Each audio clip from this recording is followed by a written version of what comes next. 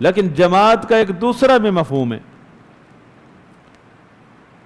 جو کہ بمانے جماعت المسلمین، مسلمین میں سارے فرقے آ گئے، صرف ایک نہیں، 73 کے 73 اختلافات کے باوجود، سنت بدعت کے اختلافات کے باوجود جو بھی اسلام پر قائم ہے، چاہے کسی قدر بھی وہ اتباع سے خارج ہو چکا ہے، اہل بدعت میں شامل ہو چکا ہے، لیکن اسلام کے دائرے میں ہونے کی وجہ سے امت مسلمہ کا وہ حصہ ہے۔ امت مسلمہ صرف اہل سنت نہیں ہے، اہل بدعت، اہل سنت، اہل بدعت کے 72 فرقے، اہل سنت 73 فرقے مل کر امت مسلمہ بنتی ہے۔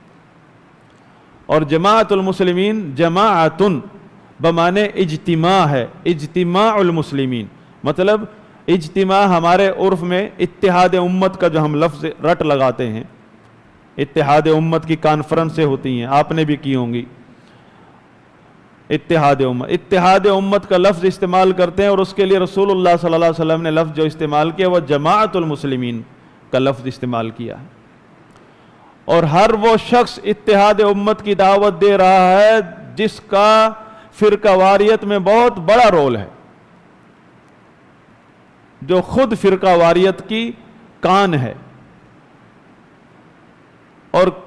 اور کسی سے اتحاد امت کی کانفرنس ہو رہی ہو، اس کے صدر مجلس سے پوچھ لیں کہ اتحاد امت کا شرعی مفہوم بتا دیجئے اور فرقہ واریت کا شرعی کانسیپٹ بتا دیجئے، ذرا نہیں بتا سکے گا، صدر کانفرنس سے پوچھ لیجئے۔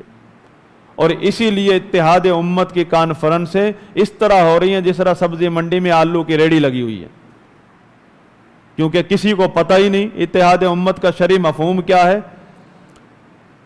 پھر وہی بات کہ اتحاد امت کا اپوزٹ کیا ہے، افتراق امت، فرقہ واریت۔ تو نبی صلی اللہ علیہ وسلم نے آپ جو اتحاد امت کی دعوت دیتے ہیں، اتحاد امت کی کانفرنسیں کرتے ہیں، رٹ لگاتے ہیں، اس کا نبی صلی اللہ علیہ وسلم نے کن الفاظ میں ذکر کیا ہے؟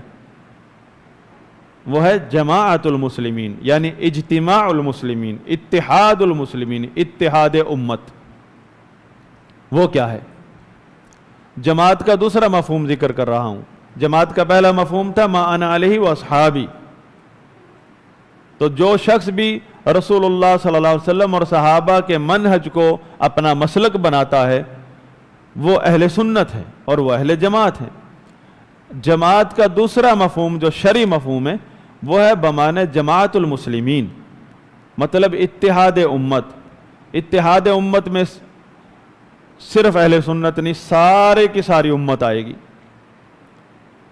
اب دیکھیں نا، رسول اللہ صلی اللہ علیہ وسلم نے خود فرمایا ہے کہ اس امت کے، میری امت کے 73 فرقے بنیں گے، جبکہ اللہ کا حکم ہے کہ ان امتکم امت واحدہ، تم ایک امت ہو، یعنی حکم ہے کہ تم ایک امت بن کے رہو، اتحاد برقرار رکھو۔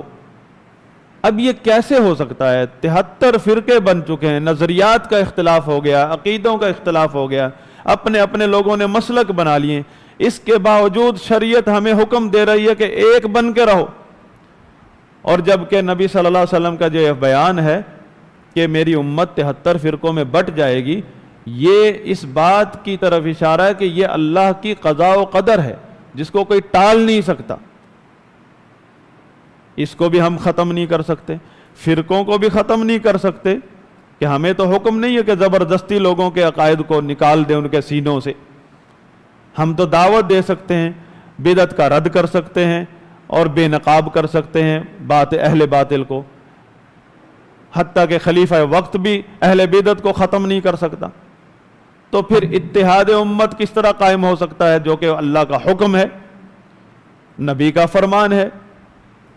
تلزم جماعت المسلمین و امامہم، وہ اتحاد امت جس میں تمام امت کے اشخاص جڑ کر رہیں گے، دشمن کے سامنے تفریقے کا شکار نہیں ہوں گے، امت قوم ایک شکل میں رہے گی، وہ ہے جماعت المسلمین کے مفہوم، اور وہ اس کی بنیاد ہے حکمران کی اطاعت۔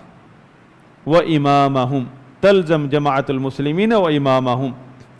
اور یہ اہل سنت کی بنیادی پہچان ہے کہ اہل سنت کبھی بھی نہ زبان سے نہ عملاً ہاتھ سے حکمران کے خلاف خروج نہیں کرتا، اور اس کے مسائل فقہ میں بھی ہیں اور عقیدے میں بھی اس پر ابواب اہل سنت نے قائم کیے ہیں، اس کتاب میں بھی آخر میں آئیں گے۔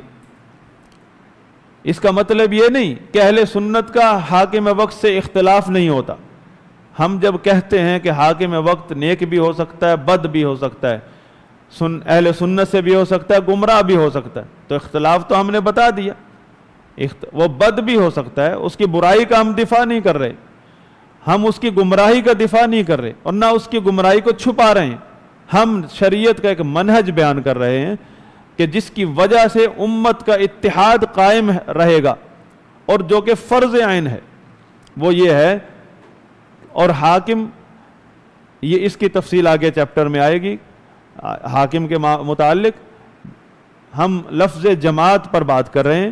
جماعت کا جو دوسرا شرعی مفہوم ہے اہل سنت والجماعہ، دوسرا شرعی مفہوم کیا ہے کہ وہ لوگ کبھی خوارج کے منہج پر یا معتزلہ کے منہج پر نہیں چلتے، کیونکہ اس چیپٹر میں اہل سنت کے جو مخالفین ہیں وہ خوارج ہیں، معتزلہ ہیں، روافض اور باطنی فرقے۔ جس طرح اسماء و صفات میں آپ کے ہم اہل سنت کے مقابلے میں کون ہے؟ جہمی، معتزلہ، اشاعرہ، ماتریدیہ، فلاسفہ۔ اس چیپٹر میں جماعت کے مفہوم کے چیپٹر میں جو مخالفین ہیں وہ ہیں معتزلہ۔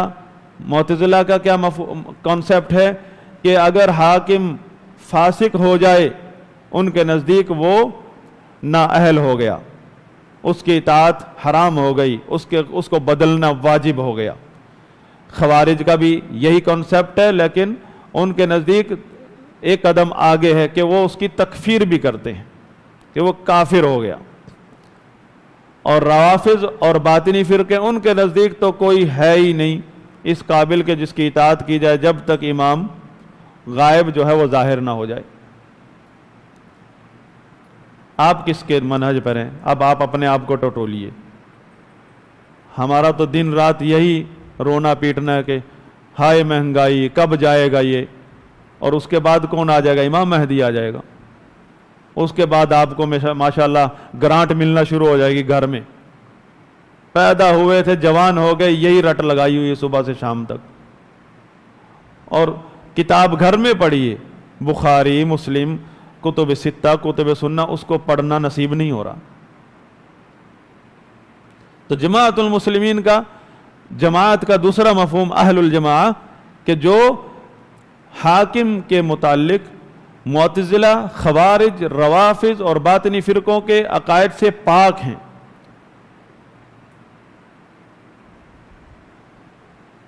اب دوبارہ توجہ فرمائیے، اہل سنت والجماعہ کون ہوئے؟ یعنی جو شخص، ایک آدمی قرآن و حدیث کے مطابق چلتا ہے، صحابہ کرام کو اپنا امام سمجھتا ہے، لیکن حاکم کے معاملے میں وہ جمہوریت پر ایمان رکھتا ہے، ڈیموکریسی پر ایمان رکھتا ہے، حزب اختلاف کو ائمۃ الہدیٰ سمجھتا ہے، تو جماعت پر ہے۔ اور پھر اس نے اس آس پر کہ ہو سکتا ہے کل ہمیں غلبہ نصیب ہو جائے، تنظیم بنا لی ہے اور اس کا ایک امیر مقرر کیا ہوا ہے، اور جماعت اور امیر والی آیتیں، حدیثیں اس تنظیم کے لیے اور اس امیر کے لیے پڑھتا ہے۔ یہ اہل سنت ہے، یہ والجماعت میں آئے گا، اہل سنت والجماعہ۔ اب آئیے، اس میں دو معنی پر، ایک تو سنت ہے اور جماعت، سنت اور جماعت لازم و ملزوم ہے، اور پھر خاص طور پہ اس لفظ میں معتزلہ، خوارج، روافض، اہل تشیع اور اہل باطنی فرقوں کی مخالفت ہے اس لفظ کے اندر ہی، یہ ٹائٹل ہے۔ معتزلی سوچ کا کوئی بندہ ہو، خارجی ہو، رافضی، باطنی، جن کی تاریخ تخریب کاریوں سے بھری پڑی ہے، خلافتوں کے دور سے لے کر آج تک ملکوں کے ملک ٹوٹے ہیں، یہود و نصارہ کے حملے کامیاب ہوئے ہیں ان لوگوں کی وجہ سے۔ جب آپ اپنے آپ کو، اپنے عقیدے کو اہل سنت کہتے ہیں تو آپ ان لوگوں سے برات کا اعلان کرتے ہیں، اور پھر آپ کا یہ فرض بھی بنتا ہے، آپ طالب علم علماء کا، کہ جب اگر انہی فرقوں کے عقائد نظریات ہمارے اندر، ہمارے عوام میں، ہمارے طلبہ میں کچھ لوگ داخل کر رہے ہوں، آپ کا فرض بنتا ہے کہ ان کے ہاتھ کو پکڑ لیں اور بولیں کہ یہ مسلک اہل حدیث، اہل سنت والجماعت ہے، اس میں خارجیت، معتزلیت، رافضیت، باطنیت اور ڈیموکریسی کی خباثت کا کہیں بھی گنجائش نہیں ہے۔